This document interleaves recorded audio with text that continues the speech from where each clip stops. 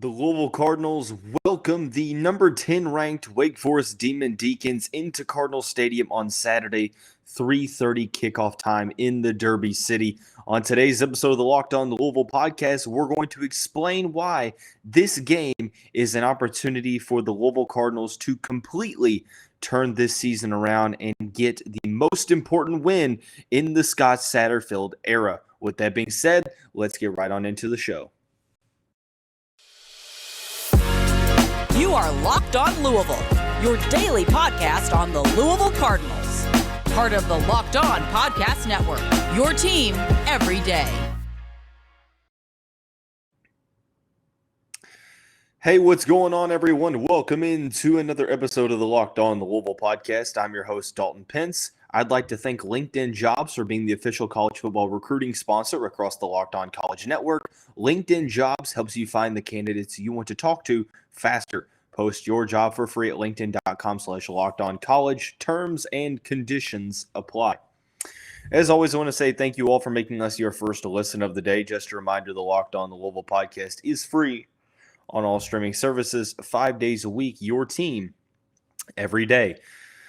The upcoming ACC football matchup for the Louisville Cardinals against the 10th ranked Wake Forest Demon Deacons offers the team the opportunity to completely turn this season around. We'll talk about what's at stake for the Cardinals. We'll also get into the opening line, according to BetOnline and various other platforms.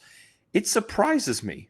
It's very low in my opinion, and we're going to talk about that here in the second segment. The final segment will be dedicated to me explaining why safety MJ Griffin needs to have an increased role moving forward through the rest of the season. So beginning with what's at stake, this is a segment that I have done pretty much every week of the college football season that the Louisville Cardinals have played. It's one that I think really paints a picture of what is at stake. I think it talks about the context. It takes an initial thought on the matchup. It kind of really just goes into explaining what a win could do. So I think that, to be completely honest, this is an opportunity for the Louisville Cardinals to completely turn the season around, change the narrative on the year, flip the script, so to speak, and also at the same time get the most important win so far in the Scott Satterfield era. Now, granted, the season wouldn't be a complete success if Louisville was to beat Wake Forest. First, let's be honest. Louisville comes into this matchup, winners of two straight, Virginia and Pittsburgh. The win against Pittsburgh, despite it kind of being sloppy at times, is still a solid win. One win closer to bowl eligibility. This matchup against the Wake Forest Demon Deacons will be an uphill battle for the Cardinals. I think it's going to be a tough one. Wake Forest is a very, very quality team. However, if Louisville is able to come into this matchup and defeat the Demon Deacons at home, defeat a top 10 ranked team at home, the benefits would be, it would be astronomical. Number one, and I think that this goes without saying, you have a chance to turn the season around. You then, with a victory, become 5-3, and you have to win one of your last four games against James Madison, NC State, Clemson and Kentucky. Clemson and Kentucky obviously are going to be, pretty significant favorites in my opinion. But you have two very good chances. James Madison has lost two straight. They're not looking as good as previously thought. NC State is without their starting quarterback, Devin Leary, and they've had some instances this season where they haven't looked the greatest, but they still are a solid team. So a win here in this matchup would get you that much closer to bowl eligibility, but also it kind of changes the feelings around the season. From the fan base, from the media. Obviously, you started out a little rough, 3-3, losses to Florida State, Syracuse, Boston College. The Florida State and the Boston College losses are games that Louisville should have won.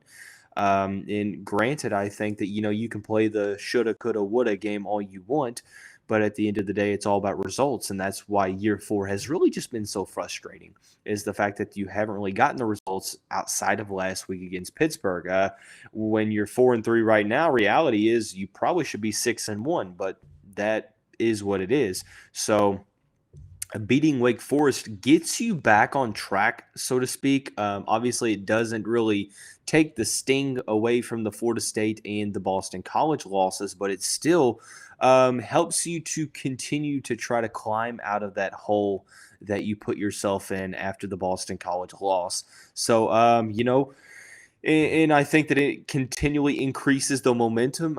You can't understate how much momentum can be gained by defeating a top 10 team, especially at home. Extending a win streak to 3 and getting that much closer to bowl eligibility. Hats off to the team for fighting. After they, lost to Boston College, they could have thrown in the towel. They decided to keep working. They beat Virginia, who hasn't necessarily been that good of a team, but then they turned around and they beat a Pittsburgh team who's pretty solid. So this matchup against Wake Forest offers a unique opportunity to increase momentum for the rest of the season, but also to change the narrative and to flip the script in terms of, instead of talking about, well, this season a disaster, it's about limping to bowl eligibility at the very best. Now, if you were able to start the second half of the season 2-0 with wins against Pittsburgh and Wake Forest, I mean, you may get to that 7-win point. Now, granted, you have to win this game to get to that point, but if you come out victorious against Wake Forest, you then have a chance to get back to that expectation that so many fans and some of the media had placed on Louisville at the beginning of the season. I was adamant before the season that the expectation for this team was 7-5, 7 wins. Granted, I didn't think that we were going to lose 3 of the first 6, but if you get to 7 wins, Jeremy Wallman of Cardinal Sports Zone, he has a quote that I kind of find myself using here and there, and that's to go, like, for example, to go 7-5, you have to win 7 games, but you also have to lose 5 games. And, I think that a lot of Louisville fans, if you get to 7 wins, sometimes it won't matter how you got to those 7 wins and how you recorded those 5 losses, just a matter of you getting there. So if you were to start out 5-1 and then finish 7-5 versus if you were to start 3-3 and then finish 7-5, I don't necessarily think that there's that big of a difference. And honestly, I think you could make the argument that if you start 3-3 and finish 7-5, that fans are more likely to be optimistic about that scenario rather than going 2-4 in your last 5 games or 2-4 in your last 6 games. So if you win 7 games, now granted, I might be putting the wagon in front of the horse here when talking about winning 7 games, because it all starts with this Wake Forest game. It's a very tall task for the Louisville Cardinals. So like I said, I think it's a chance to flip the script on the season. It's an opportunity to increase momentum. Partly by this victory would stand for essentially the best victory of the Scott Satterfield era at Louisville, hands down, defeating a top 10 team. Louisville hasn't had really much success against ranked teams since Satterfield took over. The biggest ranked victory was probably Wake Forest back in 2019 on the road, ironically. So defeating Wake Forest 3 years later, but now top 10 in a game that you aren't favored to win, I think that would definitely, hands down, be the biggest win in Scott Satterfield's tenure. It very well may save his job. Let's be honest. Call a spade here. It very well may save his job, because if you win 3 games in a row right now, and then the most recent one being a win over Wake Forest, the confidence is going to be an all-time high. The momentum for the program is going to be at a high. You start to get the fan base back a little bit more. Now, granted, there are some areas of improvement that need to be worked on, and a win against Wake Forest wouldn't necessarily mean that everything's okay, but it's a good opportunity to increase this upward trajectory. It also helps with recruiting. Obviously, it seems like, Pete Nocta, the recruiting coordinator, tweeted out that it's going to be another big recruiting weekend. So at the end of the day, you're looking at this from the sense of, okay, there were a handful of top recruits across the 2023 and 24 classes that witnessed the win against Pittsburgh. More are going to be in attendance at Cardinal Stadium, 3:30 Eastern kickoff time on Saturday for Wake Forest. So a victory there would be huge.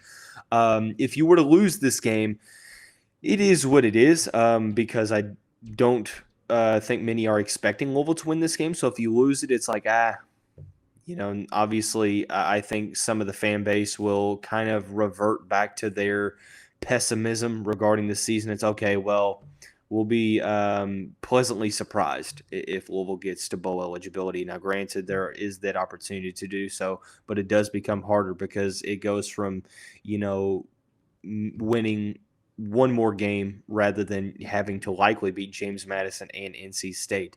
So, I think it's going to be a tough matchup. If you win, there's a lot of opportunity with a victory. But if you lose, it's not the end of the world. I think that a loss is one of those things that it kind of depends on how you look, because if you get blown out, I think it's a totally different story. But if you play it close and you lose by less than 10 points, I think that the fan base won't truly revolt after this performance. The reasonable fan base, the reasonable part of the fan base. But ultimately, I think that this is a great opportunity, a chance to completely turn this season around and flip the script. But one thing that I've been very, very surprised about is the national perception of this matchup. I have been surprised by the spread of this game. And I'm going to tell you why here in just a second after we talk about our friends and the title sponsor of the show, LinkedIn Jobs. That's not it.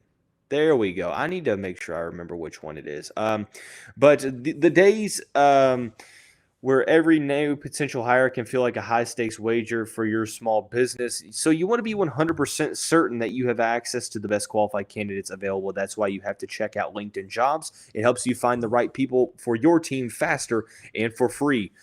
Posting a free job, you can add your job in the purple hashtag hiring frame to your LinkedIn profile to spread the word that you're hiring. Simple tools like screening questions make it easy to focus on candidates with just the right skills and experience so you can quickly prioritize who you'd like to interview and hire. It's why small businesses rate LinkedIn Jobs #1 in delivering quality hires versus leading competitors. LinkedIn Jobs helps you find the qualified candidates you want to talk to faster. Post your job for free at linkedin.com/lockedoncollege. That's linkedin.com/lockedoncollege to post your job for free. Terms and conditions apply. Hey, Cardinal fans, thanks again for making Locked On Louisville your first listen today. For your second listen, check out Locked On Sports today. From the games that matter the most to the biggest stories in sports, go beyond the scoreboard and behind the scenes with local experts and insights only Locked On can provide. Locked On Sports today, available in this app, YouTube, and wherever you get your podcasts. So moving right on along, discussing this matchup for the Louisville Cardinals on Saturday with the Wake Forest Demon Deacons. Many of the platforms out there right now, including Bet Online and others, have the spread in between 4 and I think 6 for this game in favor of Wake Forest. I know on ESPN it's Wake Forest -4.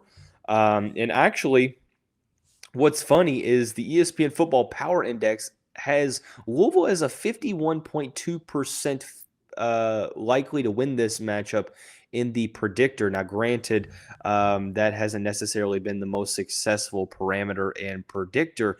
But regardless, it just goes to show you the national perception of this game. And I must say that I'm surprised by it.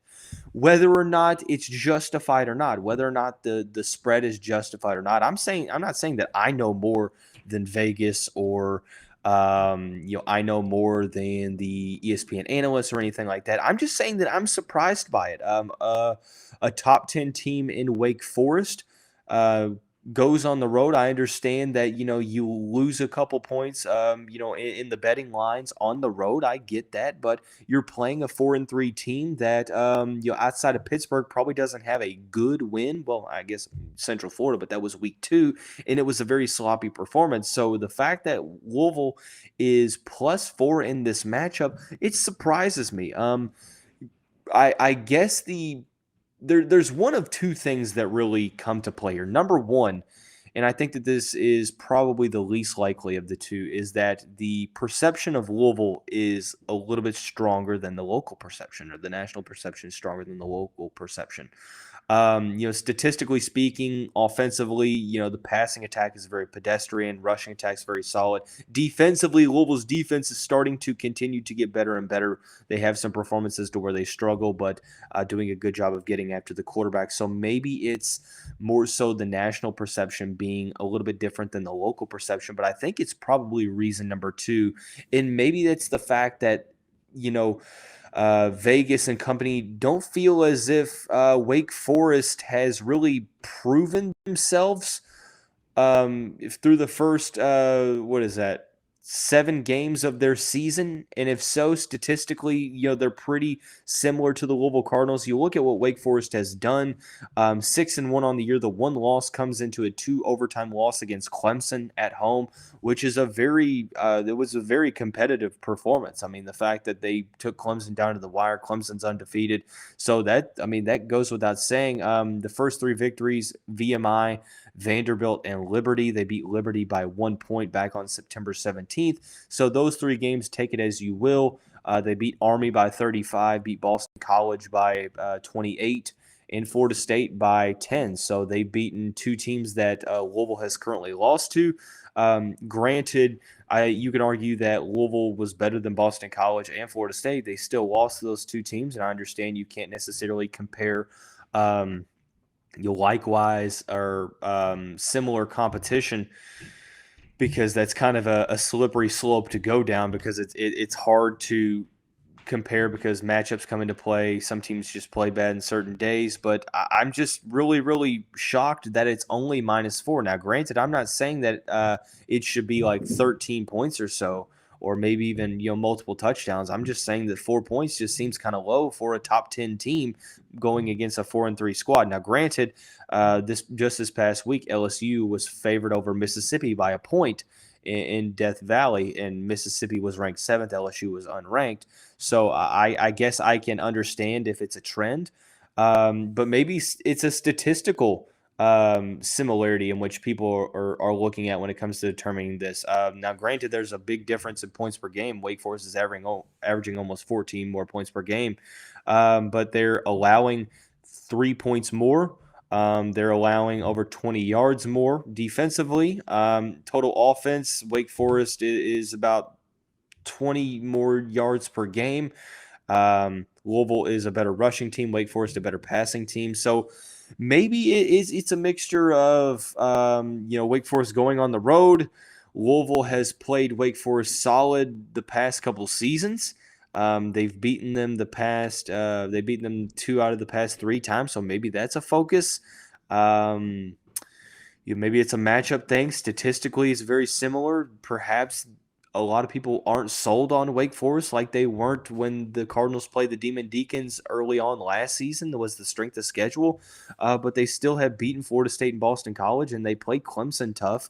So they have a solid offense. Defensively, they're not setting the world on fire, so to speak. So I just have some concerns. I can understand why, maybe the spread is the way it is, but the more I try to convince myself that it should be 4 or 5 or less than 7, the more I believe that it probably should be closer to 7 or 10. And that's no disrespect to Louisville. I just think that with a top 10 team coming to town, it's just a little interesting. And I don't think that Wake Forest has really done much to suggest that they should be that small of favorites. But regardless, don't let that make it out to seem like I don't think Louisville has a chance in this game, because I definitely do think they have a chance. They're going to have to play a very solid performance, limit the mistakes and whatnot.